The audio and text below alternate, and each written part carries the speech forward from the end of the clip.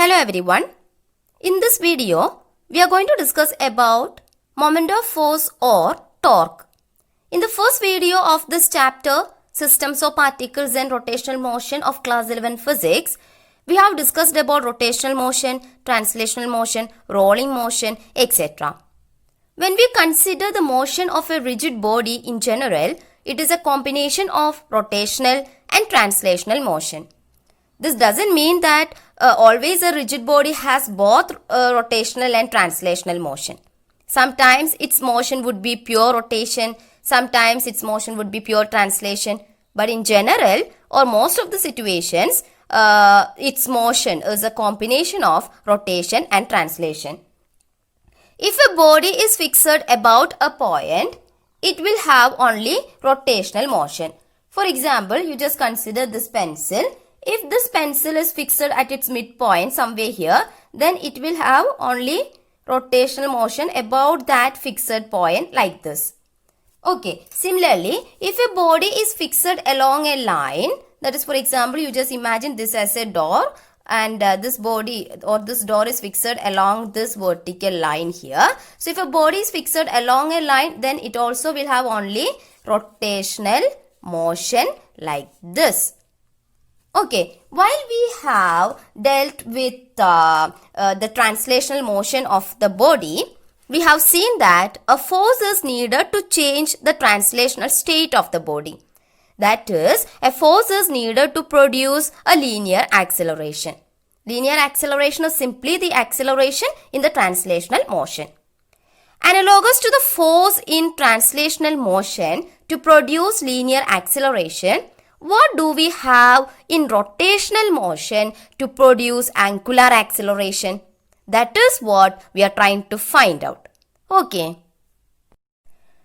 Let us consider the example of opening and closing the door. Imagine this as a door.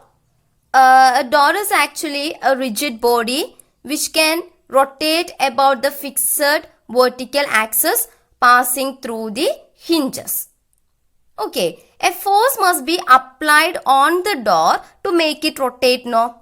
It is not simply the force, instead how and where the force is applied is important in rotational motion. Because if the force is applied to the hinges, okay, if the force is applied to the hinge line, okay, if the force is applied to the hinge line, that will not produce any rotation. But if we apply the force at right angles to the door, somewhere here, okay, that is at the outer edge of the door, is most effective in producing rotation. Right angles means like this, okay, perpendicular to that surface of the door. So that would be more effective in producing rotation. Okay, so consider or imagine this as a door. Okay, then imagine the door is fixed along the hinge line here. If we apply the force here at the hinges, okay, if you apply the force here at the hinges, the door will not rotate. Okay, you can just try to do that at your home. If we are applying force here at the hinges, the door will not rotate. If we apply the force at the outer edge of the door, okay, and at right angles to the door, that is like that. Right angles means like this.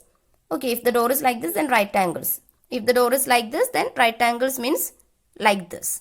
Okay, so if we apply the force here, that is at the outer edge of the door and at right angles to the door, what happens?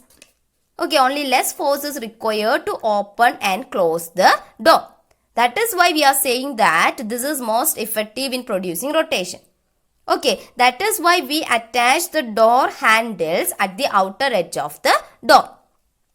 If you try to open or close the door by applying force somewhere here, okay, that is close to the hinges, a large force, or by applying a force here, somewhere here which is close to the hinges, a large force is needed to pull it and push it.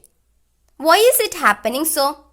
To know that, we need to know about the term torque, okay, or moment of force or couple. So, we are going to discuss about this moment of force or torque or couple. First, let us discuss about the moment of force or torque or couple for a single particle. Consider x, y and z axis like this as shown here. Let this point be the origin O. Then consider a single particle is here at this point P. Its position vector is vector r. That is, vector r is the position of this particle with respect to the origin O. Okay. Now, let a force vector F acts on this particle at P along this direction. Then, the moment of force on this particle or the torque acting on this particle with respect to the origin O is defined as the vector product, that is vector R cross vector F. That is, torque is defined as moment of force or torque. It is actually represented by a Greek letter tau, and it is defined as it is a vector product of vector R and vector F. That is, torque is equal to vector R cross vector F. I am taking this as equation number 1. This torque, it is actually a vector quantity. It is represented by this Greek letter tau. What about the magnitude of the torque? See, we have the vector product of A and B, that is vector A cross B is equal to AB sin theta into n cap. While we have discussed about the vector product, we have discussed about this. I will provide the link in the description box. If you want, you can watch that about the video on vector product. Okay, see, vector A cross B is equal to AB sin theta into n cap. So, AB sin theta is the magnitude of this vector product and n cap actually gives us the direction. Because the vector product is actually again a vector. Okay, so here, similarly here in this case, this torque can be written as Rf sin theta into n cap. So, Rf sin theta will be the magnitude of this torque. So, magnitude of torque, that is tau, is equal to, we don't want to put a vector sign here, we are just taking the magnitude. So, tau is equal to Rf sin theta. Vector A cross B equal to AB sin theta into n cap, its magnitude is AB sin theta. Similarly, the magnitude of torque is equal to Rf sin theta. Okay, I am taking this as equation number 2. Alright, no need of vector sign here because we are just taking the magnitude. Okay, so tau is actually the magnitude of torque, vector tau. R is actually the magnitude of the position vector, vector R. Then F is actually the magnitude of the force, vector F. And theta, it is actually the angle between vector R and vector F. For example, if I am extending, that is, you see vector R is along this direction now. That is, vector R is along this direction. So, theta is actually the angle between this vector F and vector R. So, theta is this angle. Alright, now what about the dimension of torque or moment of force or couple? It will be, the dimension of torque will be the dimension of position vector into dimension of force vector. Okay, dimension of torque would be the dimension of position vector into dimension of force. Okay, dimension of position into dimension of force. Sin theta doesn't have any dimension.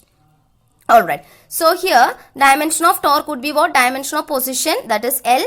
Dimension of force, force is actually M L T raised to minus 2. We have discussed about that in our previous videos. I hope you remember this. So, dimension of torque would be what? M L square T raised to minus 2.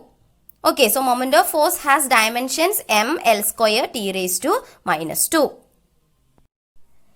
Now, what about the dimension of work? Work done is actually equal to what? Force into displacement. So, dimension of work would be dimension of force into dimension of displacement. Dimension of force is what? M L T raised to minus 2. Dimension of displacement is L. So, dimension of work would be M L square T raised to minus 2. Okay, what about the dimension of energy? I am taking this equation E equal to mc square. So, dimension of energy would be dimension of mass into dimension of c square. C is actually the speed of light.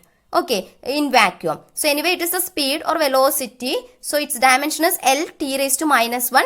Here we have square. So, that becomes L square T raised to minus 2. Okay, so compare these three: dimension of torque, dimension of work and dimension of energy. It is very clear that moment of force or torque has the same dimensions, which is same as that of those of work and energy. Okay, but however, moment of force or torque is a different physical quantity. See, work is a scalar quantity, but moment of force or torque is a vector quantity. Okay, that is though moment of force and work have same dimensions, moment of force is a very different physical quantity than work. Okay, what will be the SI unit of moment of force or torque? SI unit of moment of force or torque would be the SI unit of displacement or position, whatever it is, then SI unit of force. Okay, SI unit of position, that is actually meter. SI unit of force is Newton. So, Newton meter is actually the SI unit of torque. Okay, what about the magnitude of torque? Magnitude of torque is equal to RF sin theta. Now, see, I have just formed a right-angled triangle here. That is triangle OPQ. Okay, that is I just extended the direction of force along this line. Okay, that is forces acting along this line. So, I just extended that direction of force or that line of force using dotted lines here. Then I just drawn a dotted line from the origin O to the point Q where these two makes a 90-degree angle. Okay, so I just formed a right angle triangle here, that is OPQ. Okay, then if this angle is theta, what about this angle? This angle also would be theta, no? Because opposite angles are the same. Okay, now what about sin theta? See, I am writing here. Sin theta is equal to opposite side divided by hypotenuse now. Okay, this is 90. So, side opposite to 90-degree angle, that is a hypotenuse. So, this one is a hypotenuse with a magnitude r only. We don't want to take vector r. While we are taking the hypotenuse of a triangle, we just want that magnitude. So, r only. Okay, opposite side means this is the opposite side. That is OQ is the opposite side. Okay, so sin theta is equal to opposite side, that is OQ, divided by hypotenuse. Hypotenuse has a magnitude r. Alright, so we can write OQ is equal to r sin theta.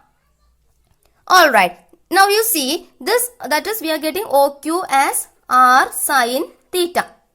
Okay, this r sin theta is actually the perpendicular distance of the line of action of force from the origin O. So, I am representing this r sin theta as r perpendicular like this. Okay, so this can be written as r perpendicular. Alright, so you see this equation number 2, which is tau is equal to the magnitude of torque or magnitude of moment of force or magnitude of couple, that is RF sin theta. That becomes what? Equation number 2 becomes tau is equal to this r into RF sin theta, no? That can be written as r sin theta into f, no? Both are the same. Okay, we are just taking the magnitude. So, you can write r here, r here, r here, no problem with that. Okay, this is just a magnitude. So, RF sin theta can be written as r sin theta into f. What is that r sin theta? R sin theta is taken as r perpendicular. So, we can write tau is equal to r perpendicular into f. Okay, I am taking this as equation number 3. Next, you see this vector f, it will have one horizontal component which is parallel to this vector r and one vertical component, no? We can resolve this vector f into actually two components. So, here I am just forming a right angle triangle by joining these two. This is a right angle triangle. So, f is the magnitude of that, magnitude of this side, that is f is the hypotenuse of this right angle triangle and this angle is theta. Okay, so here if I am finding out sin theta is equal to what? Opposite side. Opposite side means what? This side divided by, I am just representing that side like this, okay? Divided by hypotenuse is what? F. Okay, so that side is equal to what? F into sin theta. Okay, that is here we can write this side is actually equal to F sin theta. Alright, that is if we resolve this vector f into two components, one is along this direction, another one is perpendicular to that. So, f sin theta will be this. This also would be equal to this now because both are parallel. Okay, so this also would be equal to f sin theta. Alright. That is what I am saying is this f sin theta is actually the component of this vector f in the direction which is perpendicular to this vector f. Okay, so let this f sin theta be represented by f perpendicular. Alright, so this equation number 2, that becomes what? Equation number 2 is tau is equal to r f sin theta. So r into f sin theta can be replaced by f perpendicular. So we can write this equation like this too. Okay, and I'm taking this as equation number 4. Okay, now you see the magnitude of torque or moment of force or couple is tau is equal to r f sin theta. Right, now if r equal to 0, what about tau? Magnitude of torque or moment of force, that would be equal to 0, no? Because 0 into any value will give you 0. Okay, now if f equal to 0, what about the moment of force? That would be equal to 0 because 0 into any value will give you 0. Okay, now if theta equal to 0 degree, what would be the magnitude of this moment of force or torque? That would be equal to 0, no? Why? Because sine 0 is 0. Alright, now if theta equal to 180 degree, what about the magnitude of torque? Again 0 because sine 180 is equal to 0. Okay, that is, if the magnitude of the force is 0, the moment of force or torque vanishes. Vanishes means becomes 0. Okay, now if the line of action of force passes through the origin, then theta equal to 0 degree or 180 degree like that, no? So again moment of force vanishes or torque vanishes, that becomes 0. Okay, now you see, since vector r cross vector f, this is actually equal to the torque. Okay, vector tau is equal to vector r cross vector f. So since vector r cross vector f is a vector product, the properties of a vector product of two vectors apply to it. We have discussed about the properties of a vector product in our previous video. While we have discussed about the vector product, I will provide the link in the description box. If you want, you can watch that. Alright, now see, here, if the direction of this vector f is reversed, what happens to this vector tau? Okay, if the direction of this force is reversed, what happens to the moment of force? Direction of force is reversed means vector f becomes minus vector f. So what happens to the torque? Vector tau is equal to vector r cross vector f becomes minus vector f.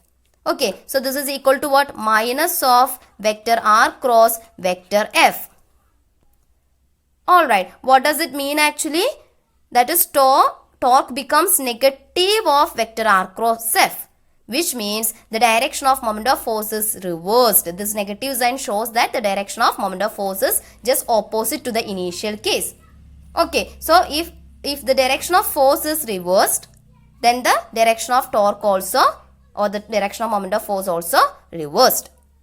Okay, now what happens to this torque if the direction of both vector r and vector f are reversed? Direction of vector r is reversed means vector r becomes minus vector r. Direction of force is reversed means vector f becomes minus vector f. So if both the directions, if the directions of both vector r and vector f are reversed, then torque becomes what? Torque is actually vector r cross vector f. Now the situation is vector r is like minus vector r, then cross vector f is minus vector f. Okay, minus into minus is plus, then vector r cross vector f. Okay, so initially torque is equal to vector r cross f, and even after the directions of both vector r and vector f are reversed, the direction of moment of force is again same, vector r cross vector f itself. It's positive. There is no negative sign here. That means moment of force, the direction of moment of force remains the same. Now you see, what about the direction of this torque? The direction of torque will be perpendicular to, because torque is equal to vector r cross vector f. So the direction of this torque will be perpendicular to the plane containing this vector r and vector f. Okay, it will be perpendicular to both vector r and vector f. Okay, so torque would be in one such direction. Okay, torque would be in one such direction. This direction is actually, you can see that it is perpendicular to this position vector. So torque would be in one such direction. Okay, that is here the torque is shown in xz plane. Okay, this xz plane is actually perpendicular to the yz plane, which contains this vector r and vector f, if that is the situation. Okay, the torque would be that torque would be in the xz plane also, xy plane also, In this plane also depends on the situations, depends on the values of that position vectors and the force. Okay, anyway, the direction of that force that would be perpendicular to both vector r and vector f. That will be the direction of torque will be perpendicular to the plane containing vector r and vector f. So in this video we have discussed about that torque or moment of force or couple. I hope you understood this. Thank you.